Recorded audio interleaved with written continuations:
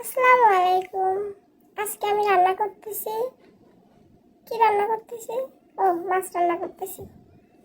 কি মাছ রান্না করতেছি সেটা তো দেখতেই পাচ্ছেন। এই তো, আসলে আমি নাম জানি না মাছের। এই তো, মাছগুলো ভেজে নিলাম। আমি সবসময় তরকারি রান্না করার জন্য যে মাছগুলো ভাজি করি সেটা একটু হালকা ভাজি করি, একদম বেশি ভাজি করি না। একদম বেশি ভাজি করলে শক্ত শক্ত হয়ে যায়, ওইটা খেতে অতটা মজা লাগে না।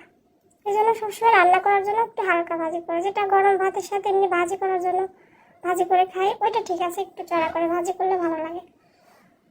কিন্তু আজকে দিয়ে রান্না করব, সিম টমেটো আলু দিয়ে ঝোল রান্না করব। এই তো ভাজা হয়ে গেছে।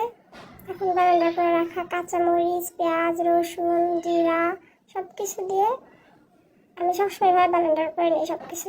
এত লবণ, হলুদ, জিরা গুঁড়ো একটু দিলাম, দিয়ে একটু কষাই নেব। এই তো কষানো হয়ে গেলে টমেটো দিয়ে দিব। হয়তো টমেটোর কালারগুলো কিন্তু অনেক সুন্দর, একদম টকটকা। টমেটোগুলো একদম দেশি টমেটো ছিল, খাইতে অনেক মজা ছিল। এই তো টমেটোগুলো দিয়ে একটু কষাই নিয়ে তারপরে যদি ওইগুলো দিই তাহলে টমেটোর যে একটা টক টক ভাবটা, ওইটা ভালো লাগে। এই তো কষাই নিয়ে পরে মশলা দিয়ে যতক্ষণ কষানো যায়, যে কোনো তরকারি হোক, যতটা কষানো যায় ততটা মজা।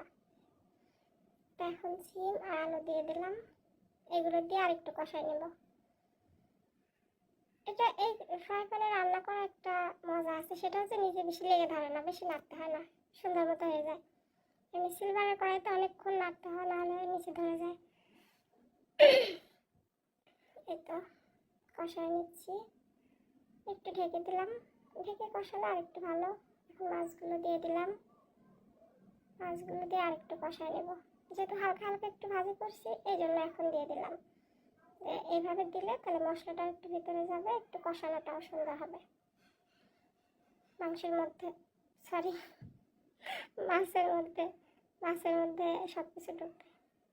আসলে মাংসটা বেশি পছন্দ করি, তাই জন্য মুখে শুধু মাংস চলে আসে। রান্না করতেছি মাছ, তাও মাংস। এই তো মাংস। এই তো মাছটা কষাই নিলাম, উল্টা পাল্টা দিচ্ছি, সুন্দর করে কষাই নেব।